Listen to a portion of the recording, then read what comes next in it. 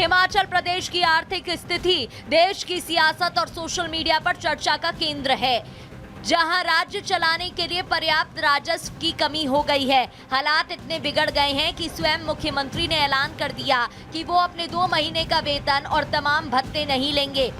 इतना ही नहीं, विधानसभा में इस बारे में बताते हुए सीएम सुक्खू ने कहा कि उनकी सरकार के सभी मंत्री और मुख्य संसदीय सचिव भी अगले 2 महीने तक वेतन और भत्ते नहीं लेंगे। सभी मंत्रिमंडल वाले के सदस्यों ने ये तय किया कि जब तक प्रदेश की आने वाले समय में जो सुधार और अच्छा नज़र आता है, 2 महीने तक ना पे लेंगे, ना टीए लेंगे, ना डीए लेंगे। और यही अनुरोध मैंने जब अपने सीपीएस साथियों से कहा, उन्होंने कहा 2 महीने तक हम भी नहीं रहेंगे। महज ये छोटा सा अमाउंट है, लेकिन एक सिंबॉलिक अमाउंट है। संकट में राज्य की आर्थिक स्थिति पर सीएम के आह्वान पर पार्टी के दूसरे नेताओं ने भी बिना देर किए समर्थन का भरोसा दे दिया। अच्छा इनिशिएटिव मुख्यमंत्री जी ने लिया है एंड लीडिंग बाय एग्जांपल। उन्होंने 2 महीने के लिए सभी जो मंत्री है, चेयरमैन्स है और जितने हमारे सीपीएस है, सबके वेतन को 2 महीने के लिए रोका है। और आने वाले समय में विधायकों से भी अपील करी है कि उनको भी कुछ समय के लिए अपने वेतनों को छोड़ना चाहिए, ताकि हमारे प्रदेश में जो वित्तीय संकट है उससे निकलने में छोटा सा सहयोग हो सके। और हम लगातार प्रदेश में संसाधनों को मजबूत करने के लिए पूरा प्रयास कर रहे हैं। आर्थिक संकट से घिरे हिमाचल प्रदेश को उभारने में नाकाम कांग्रेस सरकार पर बीजेपी हमलावर है। पार्टी का साफ कहना है कि देवभूमि में आर्थिक संकट के लिए सुक्खू सरकार की तरफ से बनाए गए संसदीय सचिवों और दर्जा प्राप्त कैबिनेट मंत्रियों, चेयरमैन को दी जा रही सुविधा और फिजूल खर्ची पूरी तरह जिम्मेदार है। आर्थिक संकट है प्रदेश के ऊपर और 2 महीने तक सैलरी नहीं है।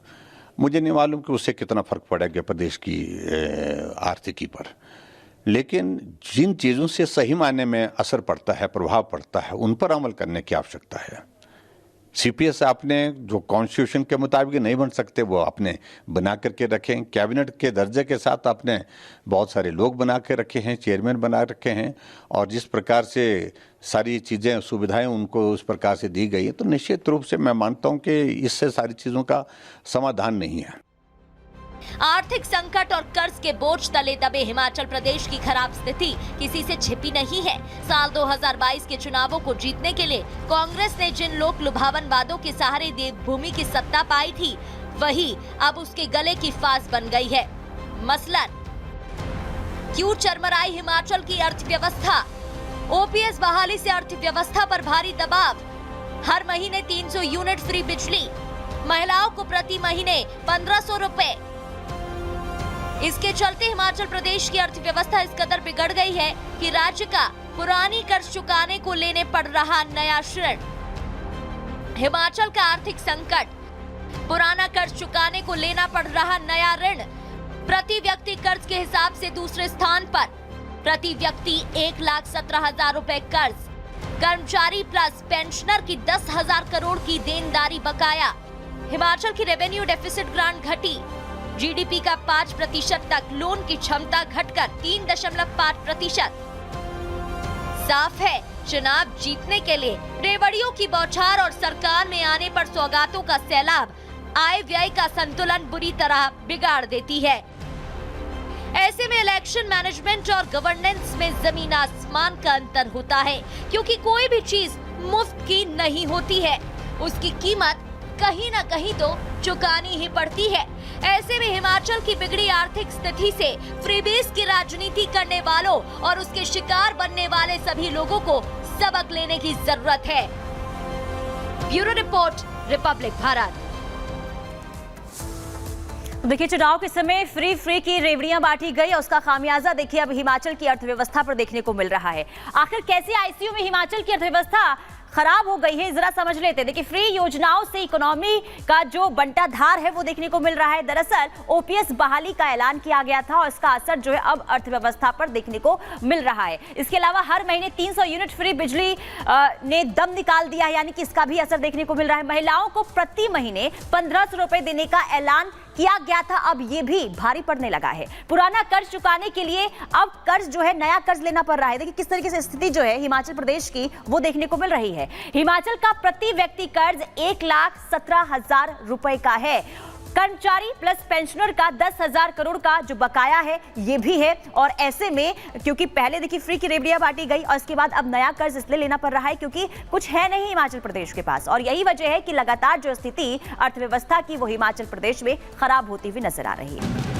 हिमाचल प्रदेश की आर्थिक स्थिति देश की सियासत और सोशल मीडिया पर चर्चा का केंद्र है, जहां राज्य चलाने के लिए पर्याप्त राजस्व की कमी हो गई है। हालात इतने बिगड़ गए हैं कि स्वयं मुख्यमंत्री ने ऐलान कर दिया कि वो अपने 2 महीने का वेतन और तमाम भत्ते नहीं लेंगे।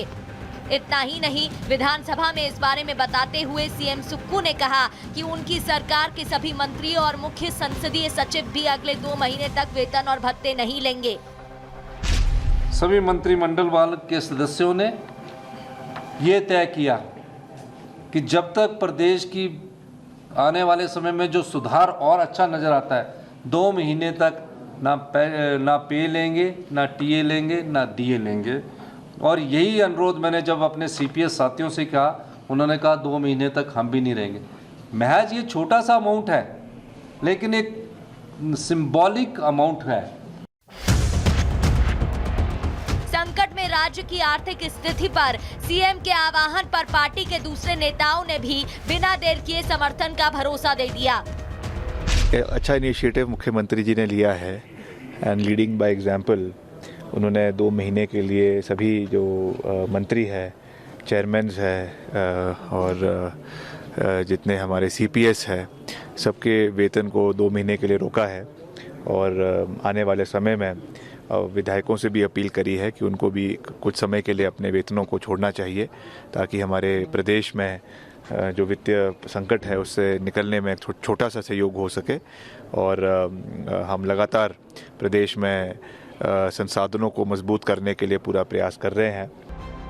आर्थिक संकट से घिरे हिमाचल प्रदेश को उभारने में नाकाम कांग्रेस सरकार पर बीजेपी हमलावर है। पार्टी का साफ कहना है कि देवभूमि में आर्थिक संकट के लिए सुक्खू सरकार की तरफ से बनाए गए संसदीय सचिवों और दर्जा प्राप्त कैबिनेट मंत्रियों, चेयरमैन को दी जा रही सुविधा और फिजूल खर्ची पूरी तरह जिम्मेदार है। आर्थिक संकट है प्रदेश के ऊपर और 2 महीने तक सैलरी नहीं है। मुझे नहीं मालूम कि उससे कितना फर्क पड़ेगा प्रदेश की आर्थिकी पर, लेकिन जिन चीज़ों से सही मायने में असर पड़ता है, प्रभाव पड़ता है, उन पर अमल करने की आवश्यकता है।